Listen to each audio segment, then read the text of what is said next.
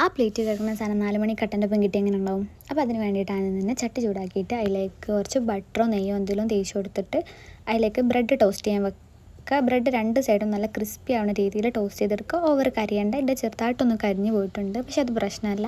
അത് കഴിഞ്ഞതിന് ശേഷം ആ ബ്രെഡിനെ ചെറിയ ചെറിയ ക്യൂബ്സ് ആക്കിയിട്ട് കട്ട് ചെയ്ത് മാറ്റി വെക്കുക. അതിനുശേഷം ഒരു ബൗൾ എടുത്തിട്ട് 2 മുട്ട പൊട്ടിച്ചിട്ട് അതിലേക്ക് കുറച്ച് ചില്ലി ഫ്ലേക്സും കുറച്ച് കുരുമുളക് പൊടിയും ആവശ്യത്തിനുള്ള ഉപ്പ് ഇട്ടിട്ട് നന്നായിട്ട് മിക്സ് ചെയ്ത് വെക്കുക. അത് കഴിഞ്ഞ് ഒരു ചട്ടി വെച്ചിട്ട് അതിലേക്ക് എണ്ണ ഒഴിച്ച് ആ മുട്ട നന്നായിട്ടൊന്ന് സ്ക്രാമ്പിൾ ചെയ്തെടുക്കുക. നല്ല നൈസായിട്ട് സ്ക്രാമ്പിൾ ചെയ്തെടുത്താൽ നല്ല ടേസ്റ്റ് ഉണ്ടാവും. നമ്മൾ ബ്രെഡിൻ്റെ ഒപ്പം നന്നായിട്ട് മിക്സായി കിട്ടും. അത് കഴിഞ്ഞതിൻ്റെ ശേഷം സെയിം പാനിൽ തന്നെ കുറച്ച് വെളിച്ചെണ്ണ ഒഴിച്ചിട്ട് അതിലേക്ക് ഒരു സവാള കുനുകുന അരിഞ്ഞത് ചേർത്ത് കൊടുത്ത് നന്നായിട്ട് വഴറ്റിയെടുക്കുക. അത് നന്നായിട്ട് വഴണ്ട് വരുമ്പോൾ അതിലേക്ക് 1/2 ടീസ്പൂൺ ജിഞ്ചർ ഗാർലിക് പേസ്റ്റും കൂടി ഇട്ട് നന്നായിട്ട് വഴറ്റിയെടുക്കുക. അതിന് ശേഷം ഒരു ഫുൾ തക്കാളി കുനുകുന അരിഞ്ഞതും കൂടി ചേർത്ത് കൊടുക്കുക. അതും ജസ്റ്റ് ഒന്ന് മിക്സായി വരുമ്പോൾ ഒരു ചെറിയ ക്യാപ്സിക്കം കൂടി കുനുകുന അരിഞ്ഞ് ചേർത്ത് കൊടുക്കുക.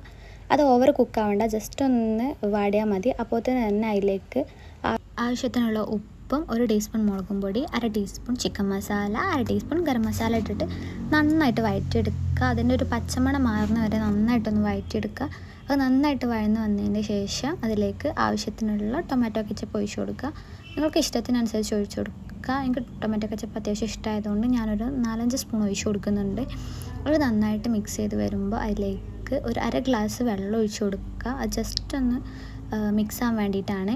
അത് ജസ്റ്റ് ഒന്ന് തിളച്ച് വരുമ്പോൾ അതിലേക്ക് നമ്മൾ നേരത്തെ സ്ക്രാമ്പിൾ ചെയ്ത് മാറ്റി വെച്ച മുട്ടയും ക്യൂബാക്കി കട്ട് ചെയ്ത് വെച്ച ബ്രെഡും കൂടി ഇട്ടിട്ട് നന്നായിട്ട് മിക്സ് ചെയ്ത് കൊടുക്കുക. അത് നന്നായിട്ട് മിക്സായി വരുമ്പോൾ മസാല നല്ലോണം പിടിക്കുന്ന വരെ ഒന്ന് മിക്സാക്കി കൊടുക്കുക.